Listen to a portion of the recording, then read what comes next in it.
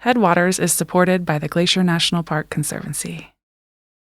My name is Elizy Bowman, Sergeant, Troop K, 9th Cavalry. Today the sun come up, and it come up strong, burning through the treetops, and it lit up the world around me.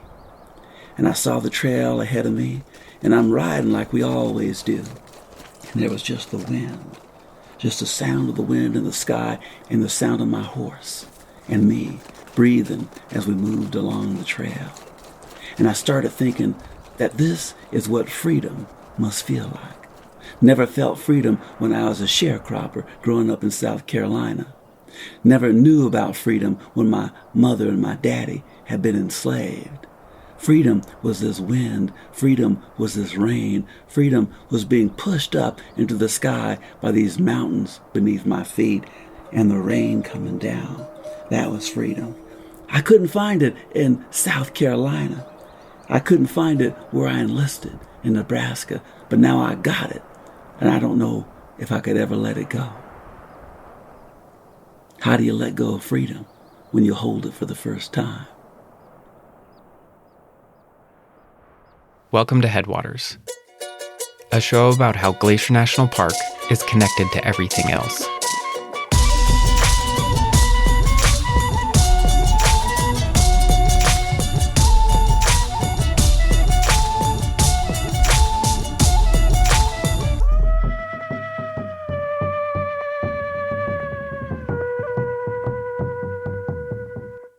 We're calling this season Becoming. It's not a complete history, but a series of stories about how Glacier National Park became what it is today. Landscape and history are inseparable. No history can be understood apart from the place in which it happens. And like landscapes, histories can erode. Stories can disintegrate or be buried under the sediment of those that follow. This episode is about a story that has been poorly preserved and deeply buried. Why that happened and why it matters. It is the story of the first Black park rangers and how so much of their history has been overlaid by the grains of 1,000 others. Perry, this episode is about the Buffalo Soldiers here in Glacier. Yes. Get us started. So when I think of the Buffalo Soldiers, I think of our Park Service uniforms. You guys all have one, right? In my closet. Of course, it's pretty iconic and not very breathable, but the gray shirt, green pants and sweater, and then the big flat hat. Well, did you know that those are based on the hats worn by the Buffalo Soldiers? No. And just to spell that out, Buffalo Soldiers were regiments of African American soldiers in the Army. Right, and they were essentially the first park rangers in the years before the Park Service was formed. And we still wear their hats. Huh, I didn't know that. So, give us the background. How did these Black regiments of Army soldiers come about? Well, basically, segregation. After the Civil War, the Army created regiments for Black soldiers to serve in, and they had to be separate from the ones that white soldiers served in. But still, I suppose they were led by white officers, right? Yeah, although there is a famous exception, Charles B. Young. He was a West Point grad who was acting superintendent of Sequoia National Park in 1903, and he's the first Black superintendent of a park. So they're soldiers in the Army, but they're working in the national parks because the National Park Service, it doesn't exist yet. Right. And so there are national parks, Yellowstone, Sequoia, Yosemite, Glacier. But there are no park rangers yet. And that doesn't happen until 1916 when the NPS is formed. So, what were they doing in parks at the time? Well, they were doing a lot of similar things to what park rangers do now. They built roads and trails. They did firefighting work. They kept out vandals and poachers, all that kind of stuff. But outside of those park ranger duties, I'm sure they had other missions, right? Right. But back in those early days, this is post-Civil War, the racial climate back east isn't great. So for the most part, they were sent on assignments out west. Okay, so the thought was less people, less prejudice, I guess, right? Yeah, for the most part. But that doesn't mean it wasn't complicated. And so in addition to being proto-park rangers, A lot of their assignments were in the Indian Wars in the late 1800s. So they're fighting against indigenous people who are resisting being confined to reservations. So, there's just a lot more to this story than meets the eye. Right. They also did peacetime and exploratory missions too, including spending some time here in Glacier. Really?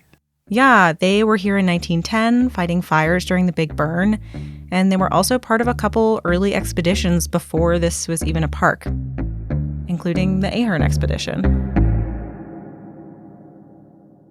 One of the best surviving accounts of this expedition is from G.E. Culver, the geologist they brought along, who starts his report by describing the group. The party consisted of 2 mountaineers, 2 prospectors, 2 Indian guides, a squad of soldiers black as ebony, and the rider. All were mounted and well armed. 30 days' rations were carried. So Culver, this guy is your main source for this story. He was the team's scientist, and he kept a record of the trip that you're looking at. Yeah, he recorded kind of the broad strokes of the adventure, but it's like 2 pages of adventure and 15 pages of geology. But through his writing and his sketches of the mountains, you can start to reconstruct where they went and why. I had an actor read some excerpts from the report. The object of the expedition was to find, if possible, a pass over the main range, farther north than any then known, to map the course of the streams and the principal Indian trails. So roughly, they went up the east side trying to find a pass over the mountains. They tried many glacier with no luck and then kept trying further north. I'm not surprised they had trouble finding a pass. The mountains here, they're glacially carved, they're famously steep. Yeah. So this expedition of about 15 people travels several hundred miles across the park and in a big loop around northwest Montana over 57 days. Yeah, I don't think I've ever backpacked more than maybe a couple nights at a time. Yeah, me neither. So while it would have been quite an adventure to retrace their whole journey, I decided to just follow their footsteps where they crossed the Continental Divide, probably the most challenging day of their trip. And today, it's called Ahern Pass.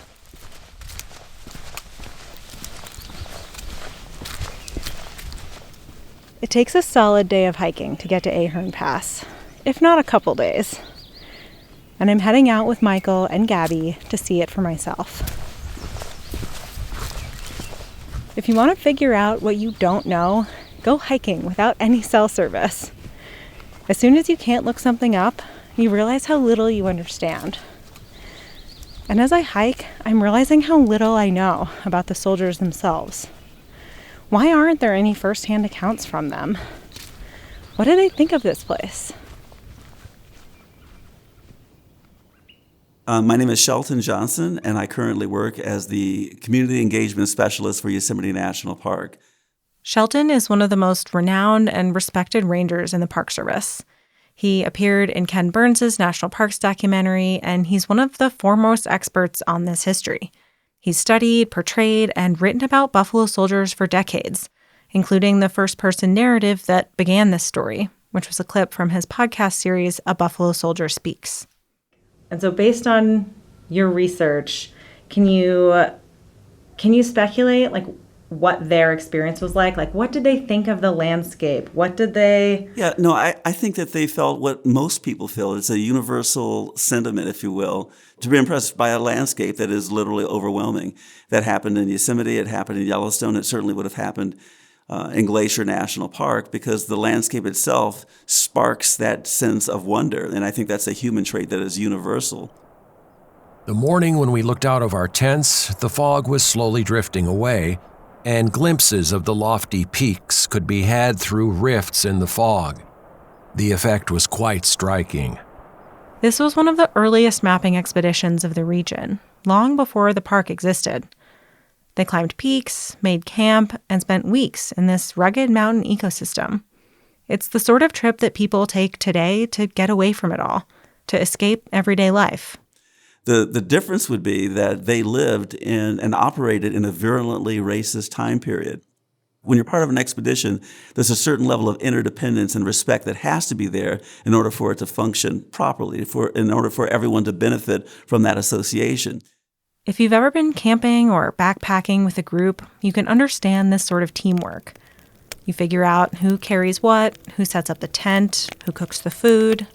A few ducks, grouse, and ptarmigan paid our cookhouse a visit, as did numerous fine trout. Of large game, we secured 1 bighorn and 16 mountain goats. The young of the latter are very fine eating. The old bucks taste of musk. So, and as you get to know people, you see beyond, to a great degree, ethnicity, you see beyond gender, but be that as it may, they were still, quote unquote, colored soldiers of that time. America's prejudices followed them everywhere, even into the wilderness. If you did something that was done very well, you did that in spite of your race. If you failed at a task, you failed at that task because of your race. But race was always part of that dynamic. You were viewed fully through the lens of race and through the lens of class. And there wasn't an escape from it at any point. At one point, the group reached a dead end, a high-walled mountain basin, where they met a group of Stoney Indians, also called the Nakota people. Ahern loaned their chief his rifle, and the chief gave them directions. And this wasn't the first time they'd encountered indigenous people on the expedition. By one account, they shared a third of their rations along the way with Blackfeet people. But elsewhere, regiments of buffalo soldiers had been fighting wars against tribal nations, most famously in the Southwest, fighting the Apache.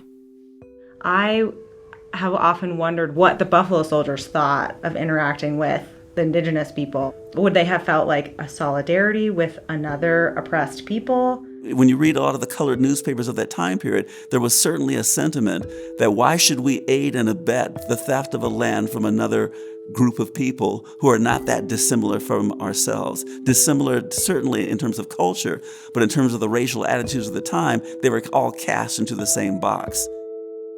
But at the same time, there were African Americans who felt that by enlisting in the United States Army and potentially sacrificing their life, it was almost like, we have done this for you, for this nation. And so it was an investment in the future by potentially sacrificing yourself for a nation that did not recognize the fullness of your humanity. Perhaps the fullness of that humanity would be recognized for your children.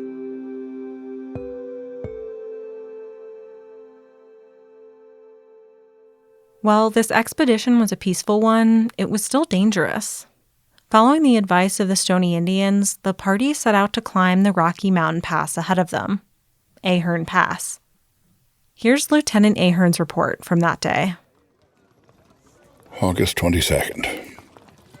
As I led the pack train out this morning, I felt extremely anxious as there were several places on the trail where a misstep meant certain death.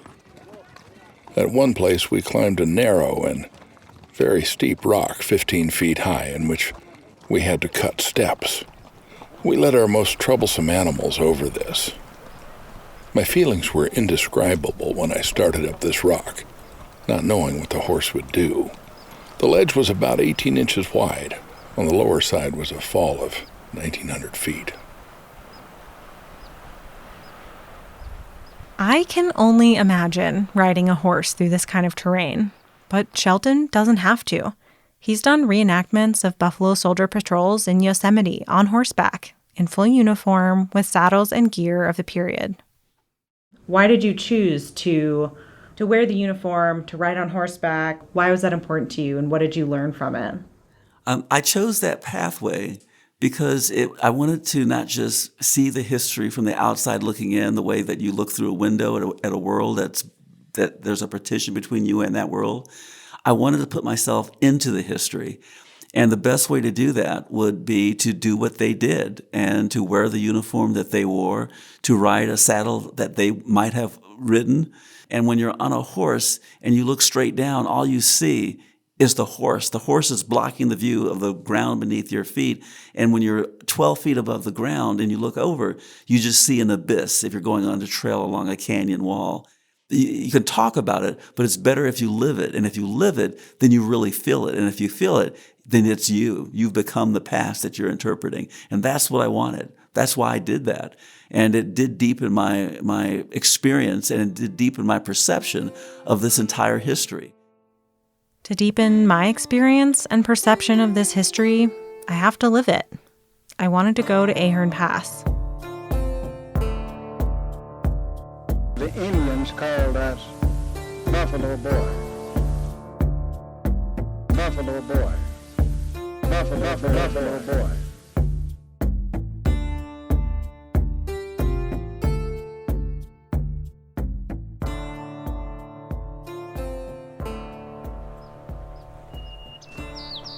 Hello. Hi. Where are we? We're almost at Ahern Pass. Very close. But not quite. How are you feeling right now? Tired, hot, a bit out of breath. Pretty excited about the view. It's been a long hike, but since I'm being recorded, I'm trying to act like I'm not too out of breath. Look around. What do you see?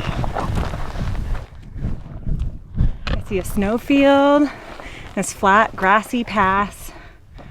Sheep! There's like, oh my God, there's like a dozen of them. Are those little baby sheeps? I love them. We finally made it to Ahern Pass. The mountains on either side are towering and impenetrable, but the pass itself is a low point between them. A small meadow full of wildflowers and tiny trees with a view down to Helen Lake and the plains beyond.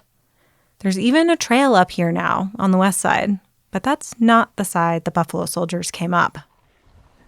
How steep do you think it is down to Helen? I don't know. Let's go peek over the edge if we can not fall off of it.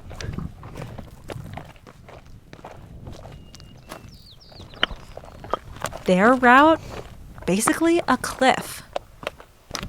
Ooh, this is very steep. Ah! Michael! Don't go so close to the edge. Oh my God. Oh! I know. No way. I'm flabbergasted at trying to take horses up here. This is absurd. That's a lot steeper than I expected. Yes. I thought there would be these sort of grassy green slopes with bare grass, and that can be tough to traverse. And there was maybe one rock ledge that they had to climb over or something, and that's what they cut steps into. But this is just a vertical cliff. Glaciers carved this valley, leaving behind a steep rock wall below the pass. It's perfect for cliff-dwelling bighorn sheep, but a terrifying place to take a horse. The slope rises sharply from the lake, turning into a network of ledges covered in crumbling rock that clatters loose at the slightest nudge. Ahern Glacier looms to the north, and the landscape feels alive, the geology an active force. We're looking down at Helen Lake, and I see Elizabeth Lake in the distance. And I mean, Ahern Pass is 2,000 feet above the lake at its foot, and the summit wall on either side of the pass was estimated to be at least 1,500 feet more. The entire force had worked 2 days in making a trail from the foot of the talus slope to the summit of the pass. The ascent is very steep and was made with difficulty. I did not imagine it would look like this. Well, knowing that they had horses and stuff, I definitely imagined it to be a bit more gradual. Yeah. Like if I looked at this, like could I get down this or up this? I'd be like, I don't know if I really want to do that. I would definitely need a helmet. I don't know that this is the most hopeful way to get across. No, I'd be like, maybe let's try Canada instead. How about Logan Pass? It definitely gives me a newfound respect for what they were doing here and their skill to navigate in a place like this.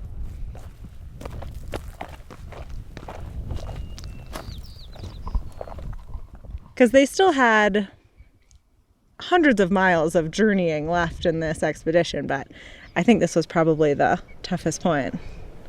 It makes me feel like really reflective because this was 1890. 1890. Yeah, 20 years before the park was even established. So in a way, their presence probably hastened or contributed to the eventual formation of the park. But yeah, it was 132 years ago. And so, it's pretty cool to know that they walked right through this spot.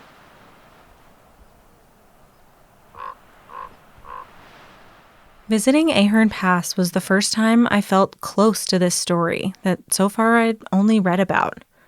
Retracing their steps feels like another way of reaching out, in the same way that Shelton has tried to understand the Buffalo Soldiers by writing and performing from their perspective. But around here, I notice these rocks got a tendency to remember everything that's ever happened to them. This place got a tendency to remember everything that has ever happened to it. Nothing. It's easy to think of the backcountry here as a place where, you go to get away from people. But I don't know, it's been really cool to think about all the people that have been here before me and all the stories that this landscape contains. And we call that an echo. We call that something over your shoulder that makes you pull back and look quick to see if you can catch it. But nothing that ever comes through this place is ever forgotten. And you ain't got to lie down in a bedroll for too many nights before you realize that it's all being remembered and it's all being held on. In a way, it feels less lonely to be out here when you think of all the other people who've come here before me. So I'm wondering this. Will this place remember me? Will it remember my shadow cast on the earth? Will it remember the sound of my horse as it moved through that canyon? Will that be remembered?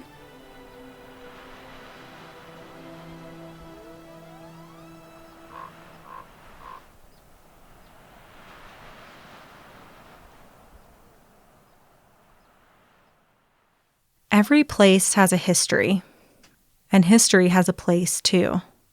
But most people have never been to Ahern Pass, and most people don't know this story. If history can be eroded, some rocks are harder than others, more resistant to wearing away. Some layers of history become bedrock, common knowledge that we all share. Or they crystallize into something easily found, like when a place is named for a person. Like George Patrick Ahern, the expedition leader. A peak, a creek, a glacier, and, of course, a pass are all named for him. The white leader of this diverse group that mapped this section of the park. His story might not be common knowledge, but his biography isn't hard to find either. Can you tell that story and talk about, how you talked about expanding the frame? Yeah, and that's the photograph of Theodore Roosevelt next to John Muir in May of 1903 at Glacier Point. And then I discovered through my research that in 1903, Yosemite and Sequoia National Parks were protected by the 9th Regiment of Cavalry, one of the Buffalo Soldier regiments. And so since the official escort for Theodore Roosevelt at that time, for President Roosevelt, were these African-American troops that belonged to the 9th Cavalry, they're there. And yet there's no photographic evidence of them being there. And so when I give my performance, I share that story, I talk about how a soldier might be standing there and being within 10 or 15 feet of the president, and they get kind of moved. No, could you guys move back? Could you move over there? You're in the picture. The picture is a focus on Theodore Roosevelt and John Muir. The picture is not supposed to capture the African-American soldiers who are there, who are actually protecting the park all summer long. And so the question then becomes, who also, throughout history, who are the folks that have been pushed away to the boundaries, to the frontier of that light that tries to capture a moment in time? And frequently, it's women, and frequently, it's people of color. And that's how history is lost. What I like about kind of how you tell that story is that you don't need to rewrite history. You're expanding the frame. You're expanding our understanding of what happened in these moments that we think we already know about. Yeah, that's what it really is. It's if you look at it from the point of view of a tapestry, the threads, those colorful threads of ethnicity, were always there. It's just that the perception that we have of that tapestry has literally been put into black and white. And the black part's not there. The red part's not there. The yellow, these other colors that were always present weren't there. And if that became and established the template for our perception of who was in the West at that time, then we've been gifted with a distortion. Buffalo boy. Buffalo boy. The Indians called us Buffalo boy. I was also curious about some of the structural reasons that this kind of distortion might happen again and again. I reached out to Anthony Wood, a historian who has focused on Black history in Montana. I started by asking him why stories about people of color, like the Buffalo Soldiers, and especially the ones on this expedition, can be so hard to find in history. Because that's one of the things I've been wondering about with the Buffalo Soldiers is like, we don't really have many of those primary sources. So it's like, what existed in the first place and what is preserved over time or not? So in this particular case, I'm fairly confident in saying there is a high likelihood that everyone involved was probably literate. There are obviously a handful of Black soldiers from these divisions that were very eloquent writers and really, and more so, excellent storytellers. But those are stories that certainly were existing. The primary sources, the letters of this is what we did today, even if they were short, certainly existed at one point, probably on a fairly large scale. So then what affects whether those are preserved over time or not, like whether we have those today? Right. Well, there's the very practical matter of whether or not families, a lot of working class, people did not keep papers in the same way that wealthier or upper class people did. But it's also probably something else. I think that by the time you get into the 20th century, the narratives, the stories that have been taken up and carried about what types of people went out and, quote unquote, conquered the untamable wilderness and so on, and the role that soldiers often played in this is a very racialized one, and it's predominantly the figure of a white, hyper masculine, man who's going out and is that mountain man. That mountain man. And so you're kind of saying that, like, if people had these letters, maybe they were their parents or their grandparents from when they were in the Buffalo Soldiers out in the West, that wouldn't seem like it would fit into the narrative. It wouldn't seem like something important that maybe they should preserve, that it wasn't part of that history. Right. Yeah. So one way that some histories erode away is when the keepers of those stories don't recognize their importance, sometimes because the stories don't fit into the dominant narrative. Anthony has studied the Black community of historic Helena, Montana, but since there are so few firsthand accounts from early Black Montanans, he's often looked to other sources, like Black-owned newspapers. In my case, I spent a lot of time working with and relying on the 3 Black newspapers in town, 2 of which were incredibly useful. But they also gave a window into a type of social history, the everyday lives, which I'm also really fascinated with, that just does not exist anywhere else outside of one person's perspective in, maybe a journal or a diary. And that's these sections of the paper that are like the community notes, or they sometimes in the Butte newspaper, they called them the dope book, where they just do funny, sometimes serious, sometimes just newsy briefs. This person went hiking today, they caught this many fish, or, this person went over and had, lunch in Helena. But these Black newspapers were only in print for a limited amount of time. 1 year, 8 months in 1894, 1 year in 1902, and then from 1906 to 1912. Wow. And very limited. It narrows my scope to what I study, certainly. So for all the rest of those years, outside the handful that those Black newspapers operated, often the sources you end up with are from white writers, white journalists, white expedition leaders. That if you were to read them and try and reconstruct what life looks like for a daily Black Montanan, those sources just simply can't speak to it. The topography of the source world, it's not neutral. It has real and perceptible biases to it. Anthony uses landscape as a way to explain these aspects of studying history, especially the ideas of sedimentation and erosion. Landscape is the dominant metaphor for the study of race in the United States. We say the racial landscape, and it's just an assumed metaphor. So how does that fit for you into the historical record? How do you apply those terms? So the way I apply the idea of erosion and sedimentation is to focus on the way that stories are told or not told. A story that is, left aside and not told, we can think about it as being eroded. It sets us into certain ways of thinking about the past and about thinking about what really matters, who really belongs, who's really at home in this place. Is this something that exists because it fits the pattern or it fits the channel where the water is flowing most easily? Every time we tell our national story, some things are being added, while others are being forgotten. Covered over by stories fresher in our memories, ones we choose to tell instead. Erosion can take place in multiple speeds and durations. It can be fast and enormous, like a flood that just rips everything out and you get, the scablands of eastern Washington.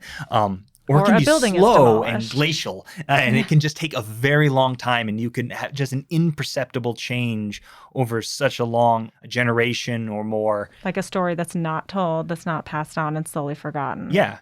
And the way I'm experiencing this landscape right now is both as something that is in the past and changing in the present. And the way that it is changing in the present is because of the past. When I looked out from Ahern Pass, I saw U-shaped valleys carved by glaciers during the last ice age. But the glaciers followed those paths because rivers and streams already flowed there.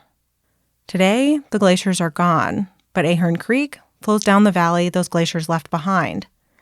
Everything in geology, and I'd argue in history, is shaped by what came before. It's happening in the moment that you're studying it. It's happening, in the 1890s. Then it happens again. It's like the sands are always shifting. Yeah, and so how do you study that? I'm a geologist, so yes. I love this. I'm glad that, I wonder if that was why. And I love thinking about geology this way, too. It's like people think about geology as something that happened in the past, but it's still happening all the time. Exactly.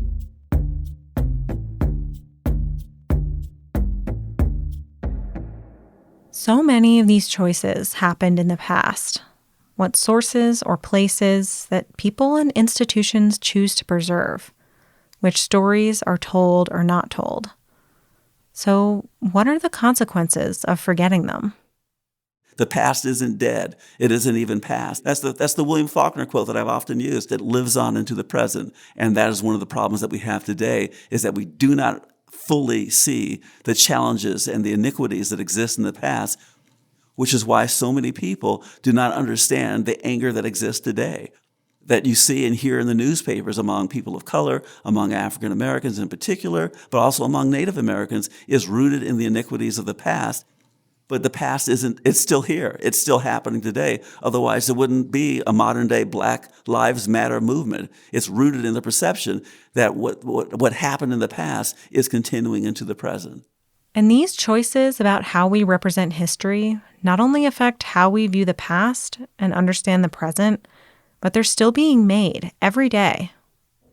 You've spent probably the better part of your career telling these stories, specifically the Buffalo Soldier story, these stories that we don't otherwise get to hear. Yes. Why is that? Why have you devoted your career to that? Well, because of the cultural perception that is literally held by African Americans today. African Americans in general feel that, national parks, that's not something that we do.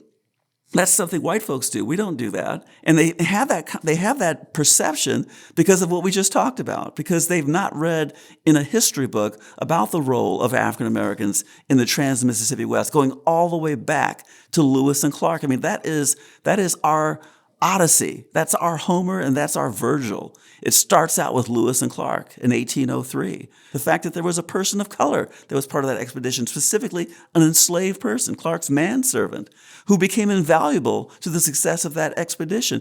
That's something that should be shared in every classroom and every school in the United States, because then all children would grow up with this vision that is inclusive rather than a vision that is exclusive. It matters who tells the story. This is the question of representation, but it's also a question of history. This is Dr. Carolyn Finney.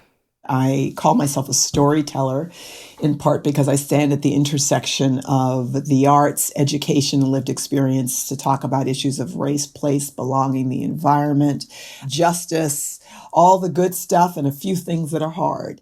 I wanted to talk to one more person to bring this story into the present day.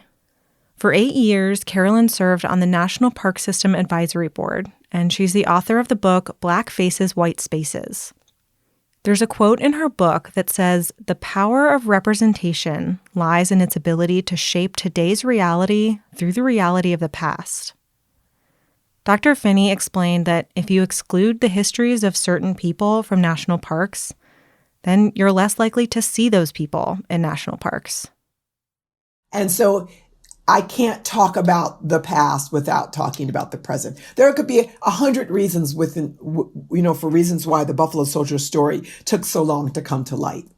Yeah. Part of it is going to be Jim Crow. Part of it is going to be we're living in a country where, and I'm only talking about Black folks here, that Black folks weren't seen as fully human, until sometime in the last 50 years, but not just Black people.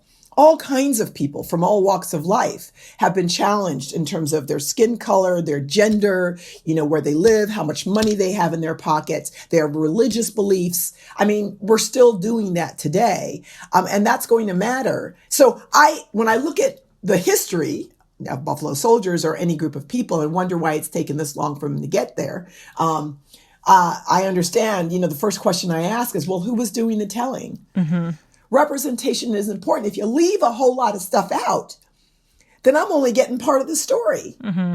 And somewhere that means I am only partially who I can become. What do you think the role of national parks and public lands is in interpreting history and in exploring this relationship of people to place and landscape and land and environment? Well, public lands for whom? That's why I say it's really, and I always tell people it's not like you crossed over into a public land and suddenly there was no racism. Mm-hmm. And people carry those beliefs with them, whether they work in a park or are visiting a park or not, right? The public lands are for everyone is a really nice sentiment.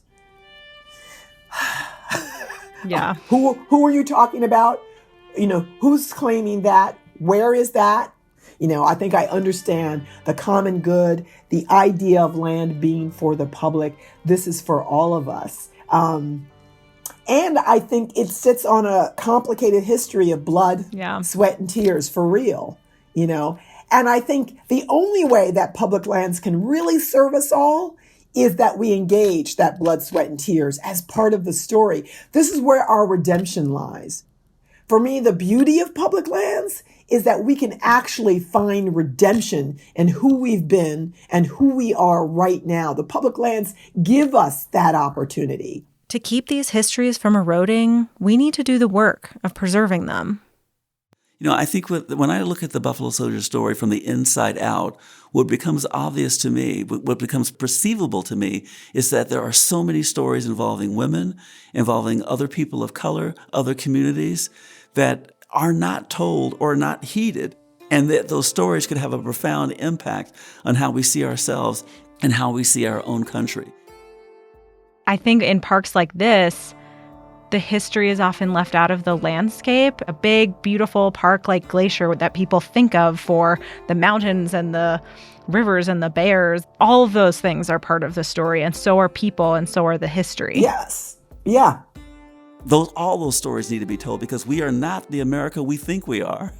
We're still on the road to becoming the nation that we think we already are. We're not there yet. And people who feel that we are there yet do not understand the fullness of our history. That in and of itself should make us recognize and revere the idea of public lands so much more, not avoid the telling of that history because it's not a pretty telling. That should make it cost people something for us to be able to call a piece of land public. And we as the public have a responsibility and an accountability to that idea of public lands. That's the conversation I want to have around public lands. And that is what's powerful about telling these stories. It makes American history, reveals American history to be much deeper than we give it credit for being. And anything that results in a deepening of light, a deepening of sound, a deepening of color, results in a clearer vision of who we are as human beings, who we are as Americans.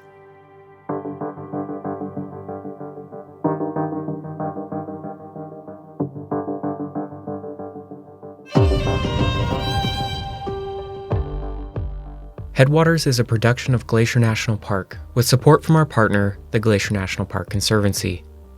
This season of Headwaters was made by Daniel Lombardi, Perry Sassnett, Michael Feist, and Gabby Esavari.